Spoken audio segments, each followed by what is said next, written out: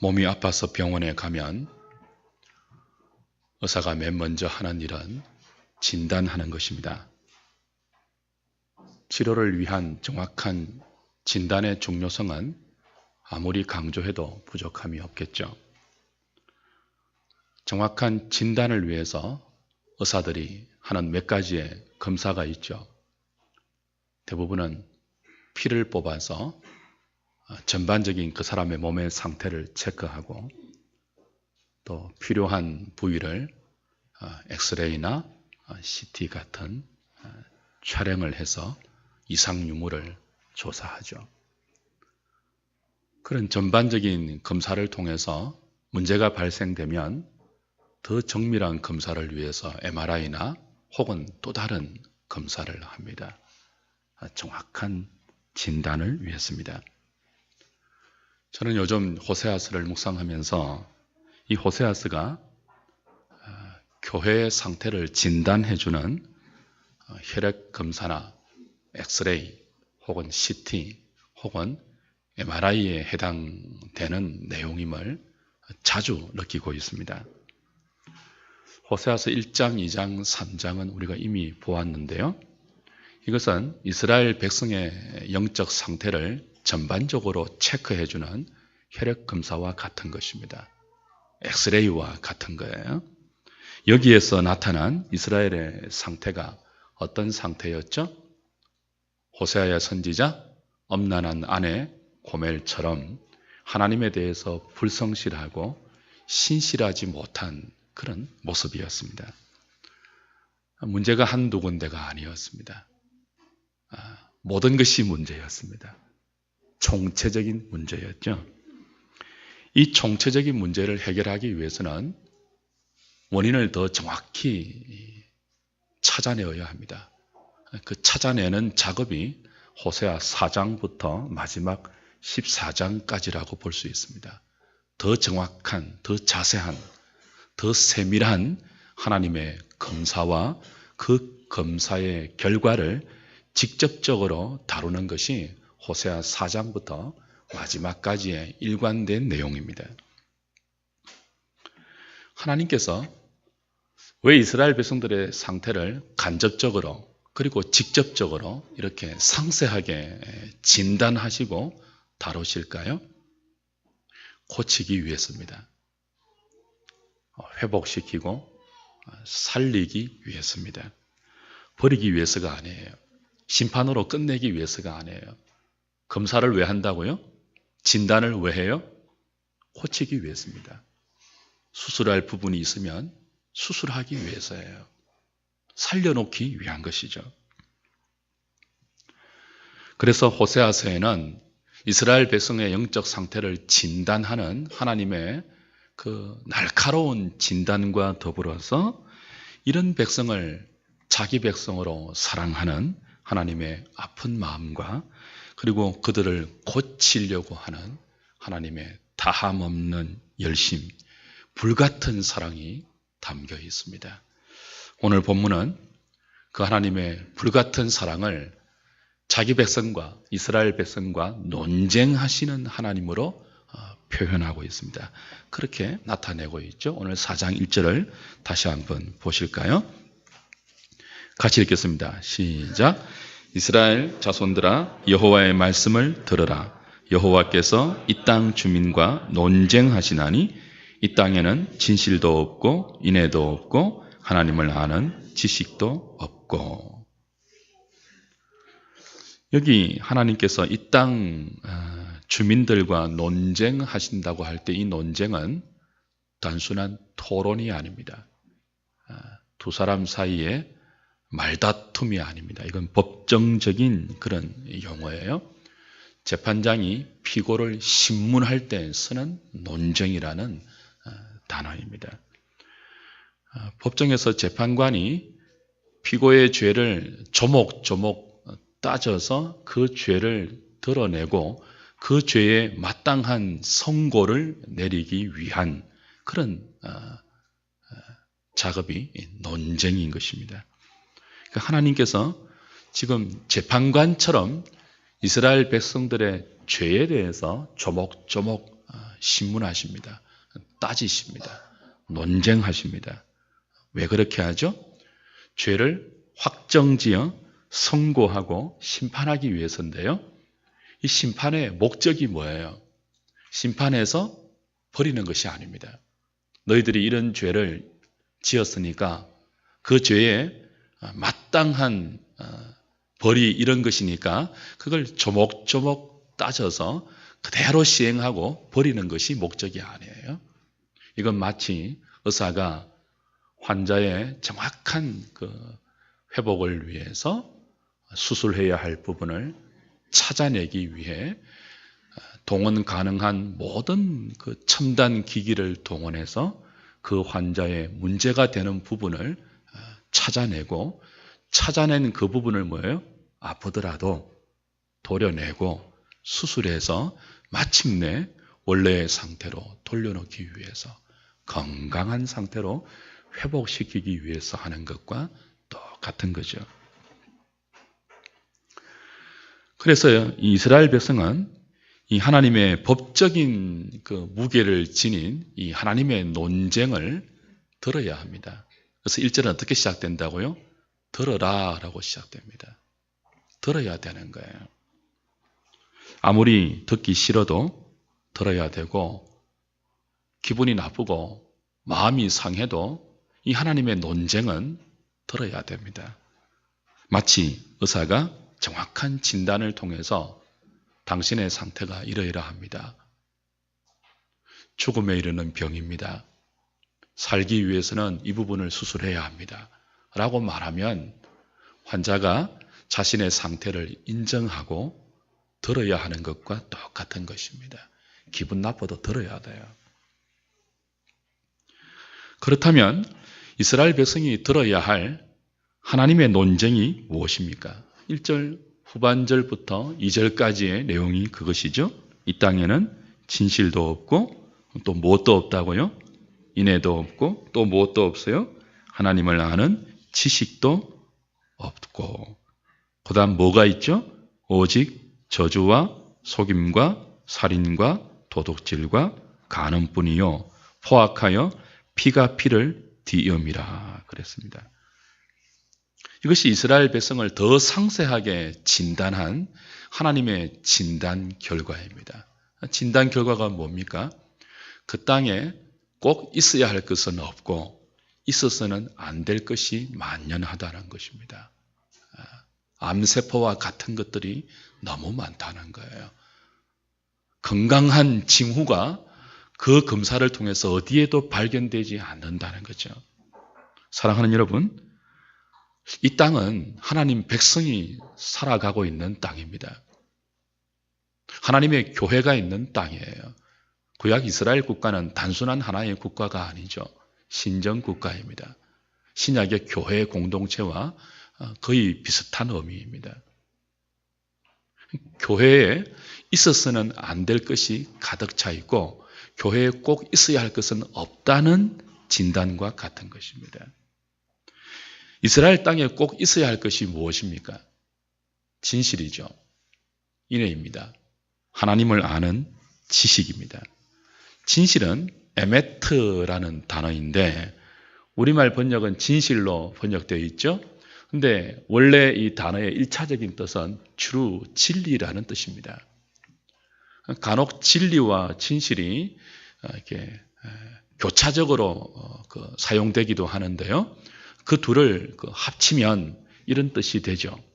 에메트, 진리 혹은 진실이라고 번역되는 이것은 하나님의 진리가 근거가 되어 그 진리가 속에 있는 사람으로서 마땅히 바깥으로 드러나는 그 사람의 말과 행동이 진리에 근거하여 일관성을 가지는 것, 겉과 속이 다르지 않는 것, 속에 담긴 하나님의 진리와 그 진리에 근거한 그 사람의 삶이 구체적으로 말과 행동이 다르지 않는 것, 일관성을 가지는 것, 그것이 에메트, 진실이라고 번역된 단어입니다.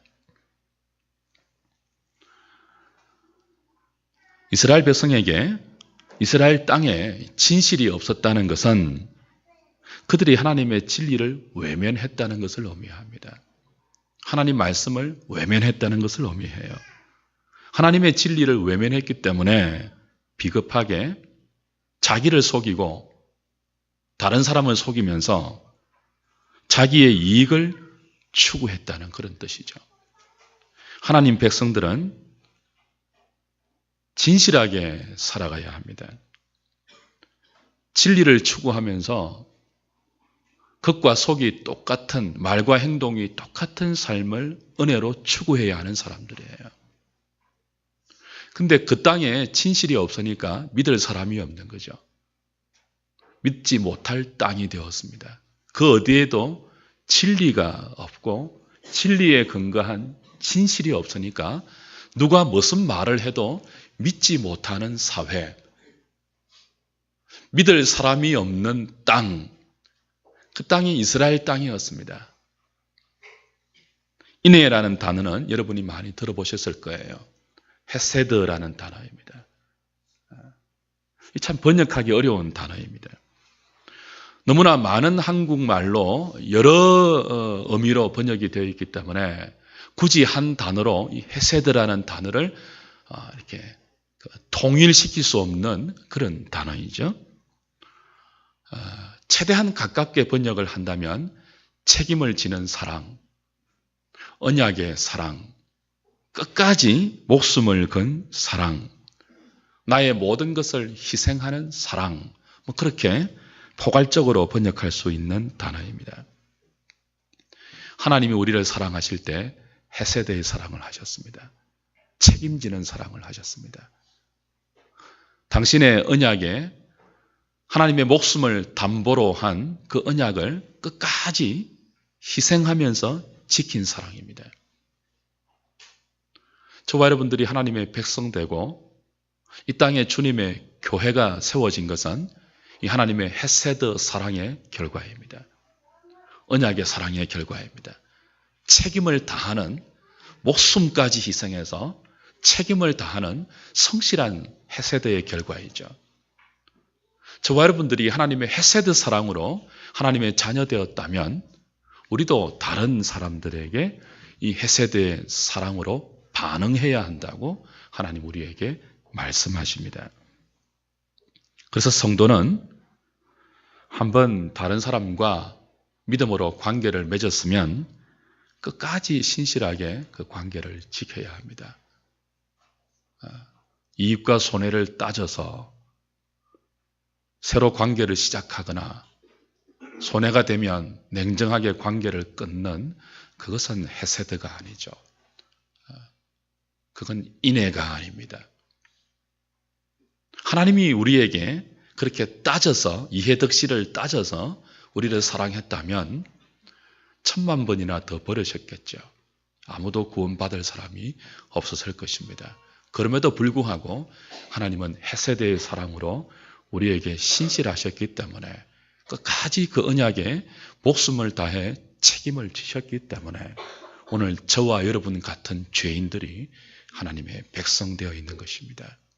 그 은혜로, 그 사랑으로 주의 백성 되었다면 마땅히 우리도 그 은혜에 근거하여 다른 사람을 혹은 하나님을 책임을 다해 사랑해야 합니다. 하나님을 사랑하는데도 우리의 책임이 있지 않습니까? 우리의 의무가 있잖아요. 하나님의 사랑을 받기만 하는 것이 아니고 헤세드는요, 책임을 다하는 사랑이에요. 언약의 사랑이에요. 우리도 하나님을 마음을 다해서 사랑해야 하죠.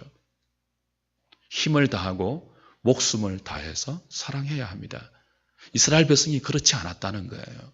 하나님으로부터 많은 것들을 요구했지만 정작 자신들이 하나님께 돌려드려야 할 헤세드의 사랑은 외면하고 살았습니다.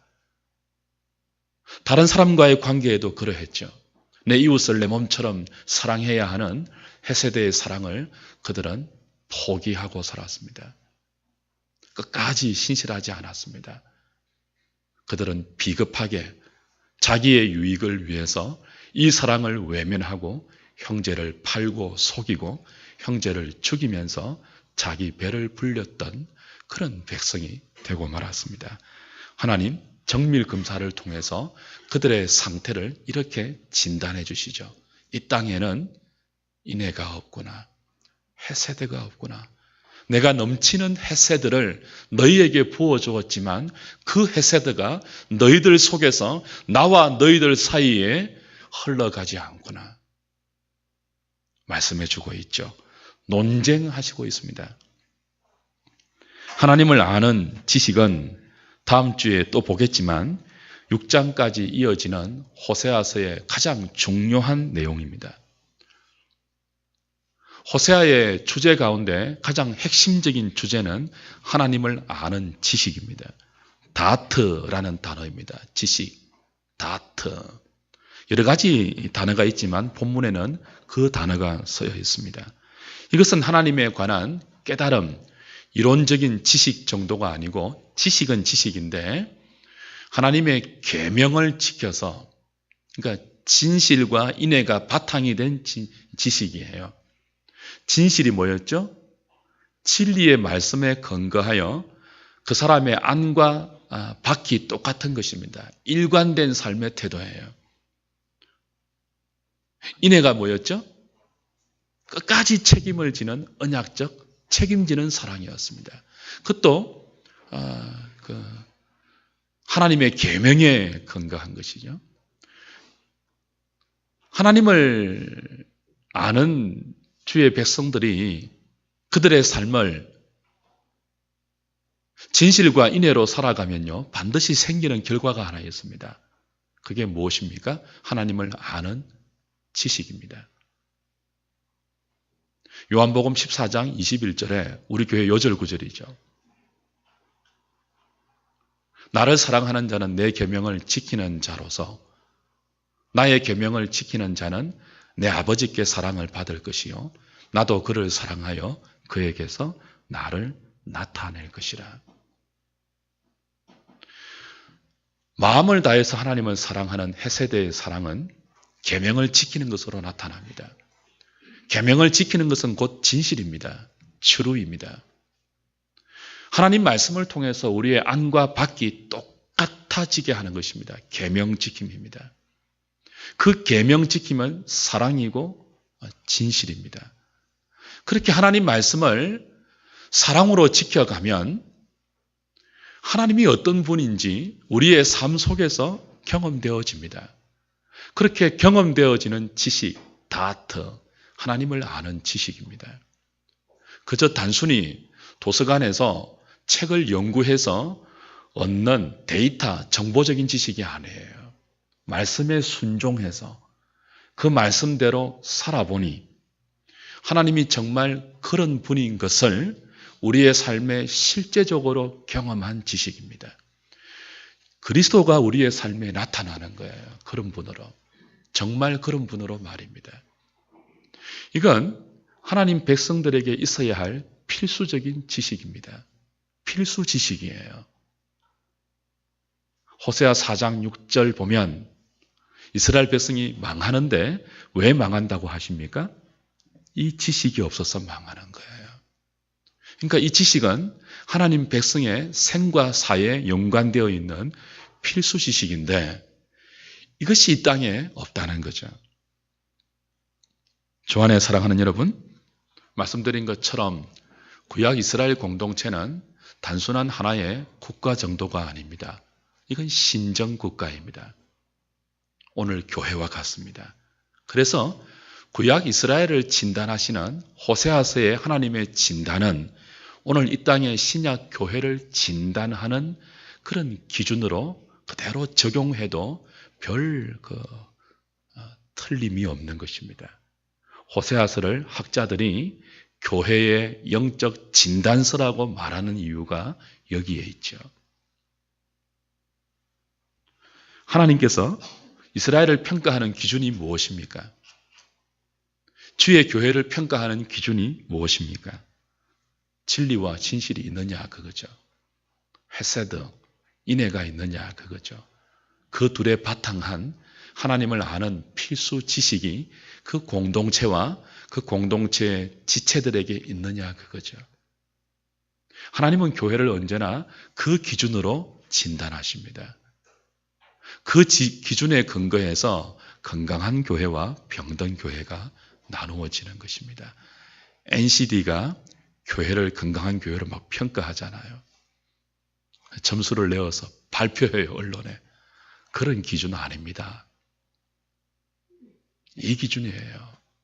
그 공동체에 주로 진리의 말씀이 있느냐, 그 말씀에 근거한 그 백성들의 안과 박이 일관된 삶의 일관성이 있느냐, 잘못되었을 때 돌이킬 수 있는 겸손함이 있느냐, 하나님의 헤세드의 사랑을 받아 누리고 그 사랑에 감격하여 책임지는 사랑을 하나님께도 의무적으로 돌려드리려고 애쓰고 지체들 사이에도 신실한 책임지는 사랑을 다하려고 노력하고 있는가, 그걸 보십니다.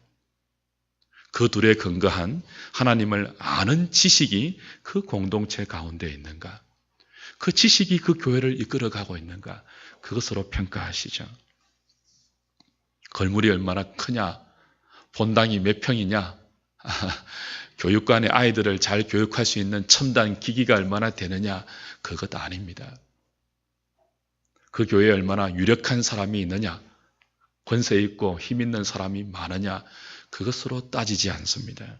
그 교회의 재정이 얼마냐, 그런 것으로 재지도 않습니다. 하나님께서 가장 중요하게 보시는 당신의 교회의 평가 기준은 교회의 내용입니다. 하나님의 말씀이 진리로 매주 바르게 전해지고 있는가? 백성들은 그 진리의 말씀에 귀를 기울이고 있는가? 그 진리의 말씀으로 그들의 삶의 안과 밖을 바르게 일관되게 조정하고 있는가?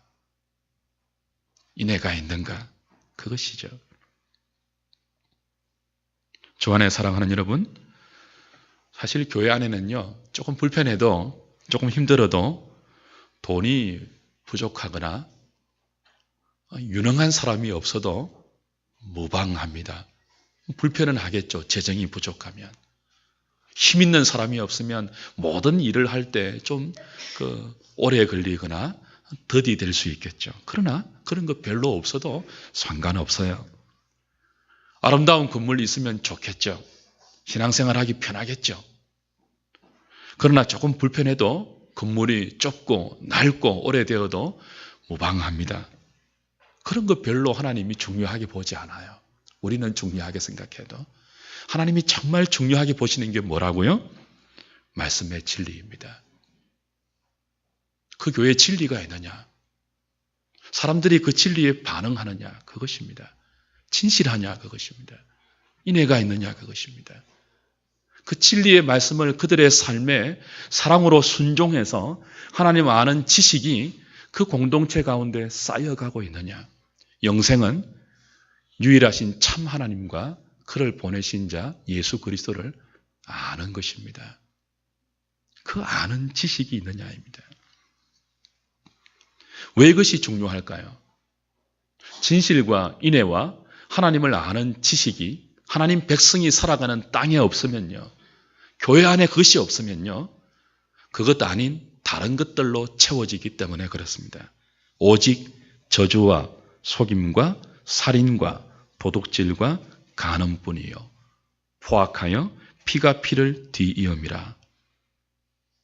여러분, 상상이 되십니까? 이것이 가득한 땅이 어떤 땅이라고요? 이스라엘 백성들이 살아가는 가나안 땅입니다.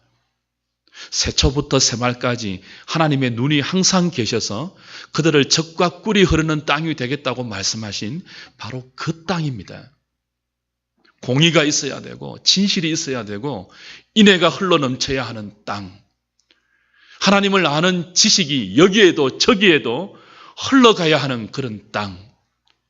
그래서 환경적으로는 척박한 땅이지만 하나님 때문에 젖과 꿀이 흐르는 그런 땅, 그런 땅이 되어야 하는데 그 땅에 인애와 진실과 하나님을 아는 지식이 없으니까 있어서는 안 될 것, 저주와 살인과 속임과 그리고 도둑질과 감히 생각할 수 없는 피가 피를 뒤잇는 포악함만이 가득하게 되었죠. 여러분, 교회가 이런 곳이라고 상상을 해보십시오. 교회가 속이는 것밖에 없는 교회, 죽이는 것밖에 없는 교회, 아무도 믿을 수 없는 교회, 강단에서 진리의 말씀은 눈을 씻고 귀를 씻고 찾아봐도 들을 수 없는 교회, 욕심이 가득한 교인들만 채워져 있는 교회, 교인들끼리 사기치고 다투고 법정 소송하고 그런 교회 상상해 보십시오. 이스라엘이 그랬습니다. 어떻게 교회가 매일 피가 피를 뒤이을 정도로 포악할 수 있습니까? 피가 피를 뒤잇는다. 뒤잇는다는 말은요, 계속된다는 단어입니다. 한 번으로 끝나는 게 아니에요. 어쩌다 한 번 연약해서, 어쩌다 한 번 욕심에 넘어가서, 어쩌다 한 번 어리석어서 그런 것이 아니고 그게 계속된다는 뜻입니다. 피가 피를 뒤잇는 포악과 강포함이 만연한 사회, 이스라엘 땅이었습니다. 교회였습니다.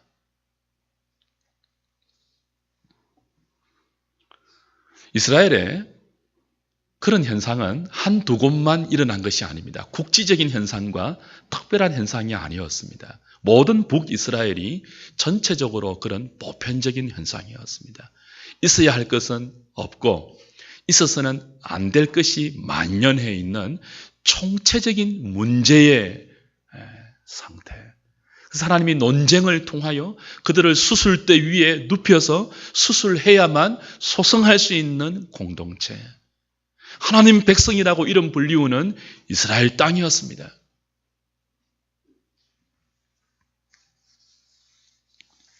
그래서 3절에는 그 땅이 어떠했다고 하죠? 그러므로 이 땅이 뭐 하다고요? 슬퍼하며 그랬습니다. 그 땅이 슬퍼했다고 합니다. 교회 공동체가 있는 땅, 하나님 백성들이 살아가는 땅은요, 유익을 얻어야 되죠. 교회 때문에. 하나님 백성들 때문에. 주위의 사람들이 우리가 축복의 통로 아닙니까? 생명의 통로 아닙니까? 거룩함의 통로 아닙니까? 사망이 역사하는 이 땅에서 교회가 아니면, 하나님 백성이 아니면 누가 생명을 흘려보내겠습니까? 거짓으로 충만한 이 땅에 교회가 아니면, 저와 여러분들이 아니면 누가 진실을 흉내내겠습니까? 필요 없는 거짓된 지식으로 난무하며 자기를 자랑하는 이 인간 중심의 시대에 하나님을 아는 지식으로 무장한 주님의 백성과 주님의 교회가 아니면 어디서 하나님의 영광을 찾을 수 있겠습니까? 그런데 이스라엘 땅이 그렇지 못하니까 그 땅이 슬퍼하는 것입니다. 단식하는 것입니다.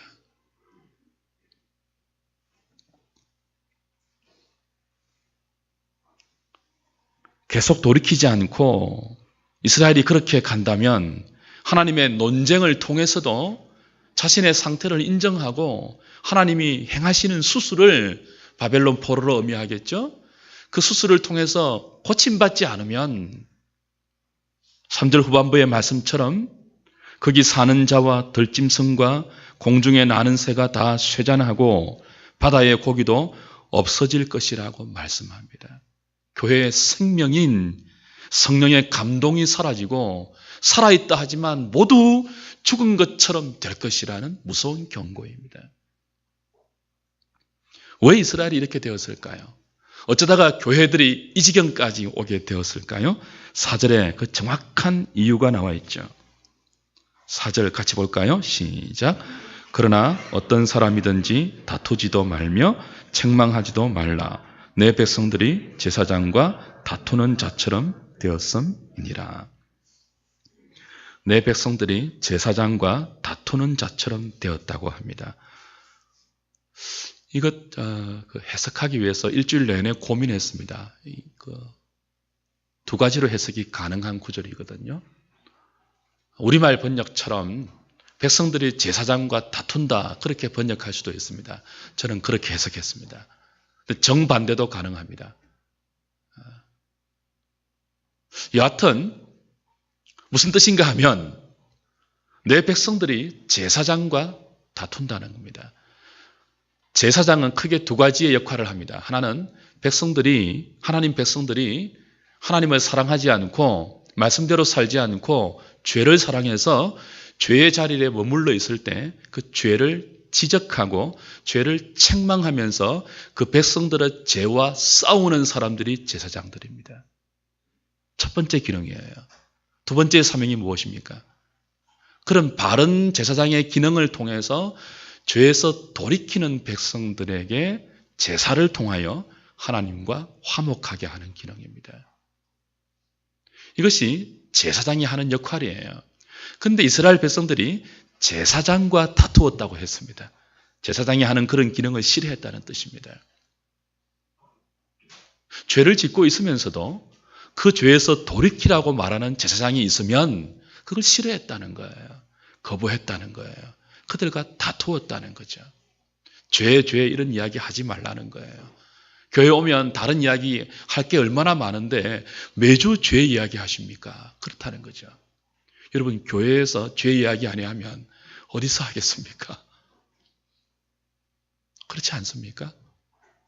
교회에 와서 자신의 삶에 있는 죄를 발견하고 그 죄에서 떠나지 않는다면 도대체 어디에서 죄의 문제를 언급하겠습니까? 어디에서 죄에 대해서 충격을 받고 그 죄에 대해서 혐오하는 마음으로 돌아설 수 있는 도전이 있겠습니까? 교회에서 그런 기능이 없다면 말입니다. 이스라엘 백성들은 그것을 싫어했습니다. 제사장과 다투었습니다. 그러니 자연스럽게 제사장들도 백성들과 다투기 싫잖아요. 누가 다투기 좋아하는 사람이 어디 있습니까? 원수가 되는데. 자연스럽게 제사장들도 백성들의 눈치를 보기 시작했죠. 결과는 백성들이 듣기에 좋은 말만 하다가 제사장과 백성과 선지자가 함께 타락하고 함께 부패해 갔던 것입니다. 9절 말씀에, 오늘 4장 9절 말씀에 장차는 백성이나 제사장이나 동일함이라 그랬죠. 백성과 제사장이 함께 타락한다는 뜻입니다. 장차는 어역입니다.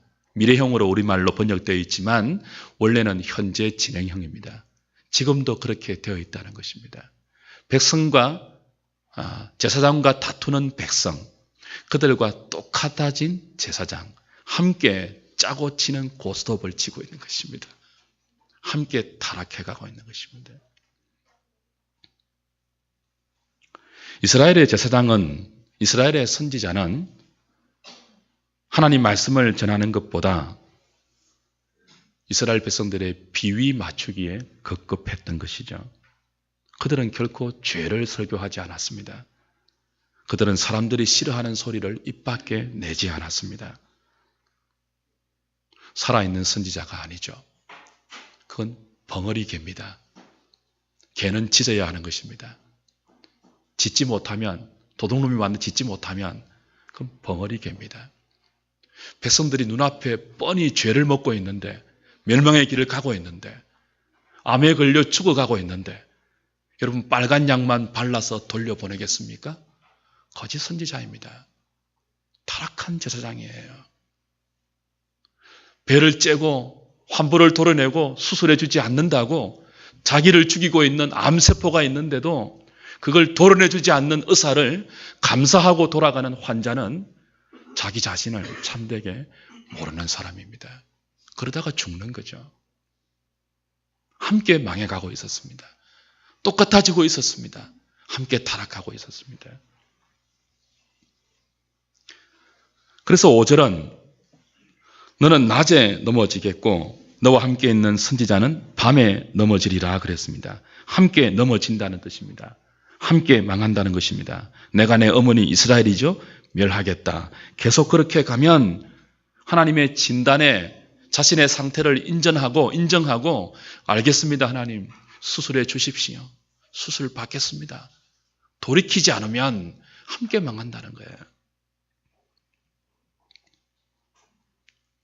주 안에 사랑하는 여러분, 호세아서의 말씀은 힘이 듭니다. 전하는 저도 참 힘이 들어요. 설교를 준비하면서도 너무 힘이 듭니다.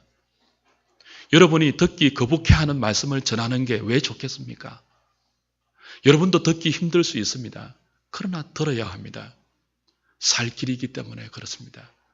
회복될 수 있는 유일한 길이기 때문에 그렇습니다. 오늘 이 땅의 현실이 동일하지 않습니까? 오늘 저와 여러분들이 살아가는 이 땅의 교회들도, 우리 하누리 교회도 여기에서 별로 다르지 않지 않습니까? 우리가 자신할 수 있습니까? 진리가 바탕이 된 일관된 진실이 저와 여러분들에게 있는지요? 우리에게는 헤세드, 책임지는 언약적 사랑이 있습니까? 인애가 있습니까? 하나님을 아는 지식이 정말 우리에게 풍성하게 쌓여져 가고 있습니까? 혹 우리에게 있어서는 안 될 저주와 속임수, 거짓, 살인, 음란, 강포, 탐욕 이런 것들이 자리 잡고 있지는 않습니까? 그것이 있는데도 없는 것처럼 숨기고 살지 않습니까? 그것이 있는데도 수술받을 생각을 하지 않고 그냥 미봉책으로 늘 만족하고 있지는 않습니까? 요즘 대한민국에 사고가 나면 다 그리스도인들이 연루되어 있습니다. 매스컴에 하나님의 이름을 운운하는 거짓된 그리스도인들이 얼마나 많은지요. 제발 그렇지 않으면 좋겠습니다. 거짓말하는 사람들이 자신이 그리스도인이라고 떳떳하게 밝히지 않으면 좋겠어요. 왜 그걸 밝힙니까? 거짓말이 뻔히 드러나는 건데도. 과연 우리는 하나님의 대서가 아니고 하나님을 알고 있는지요?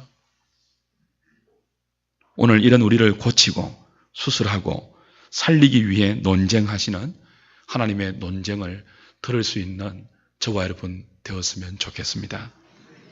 다시 한번 우리 교회의 최고의 목표를 진실과 인애, 하나님을 아는 지식으로 삼고 주께 은혜를 구하여 우리 힘으로 안 되니까요.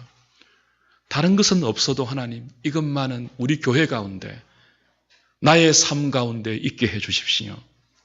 하나님의 도우심을 구하고 성령의 은혜를 구하면서 진실과 인애와 하나님을 아는 지식을 추구해가는 저와 여러분 다 되시기를 주님의 이름으로 당부드립니다.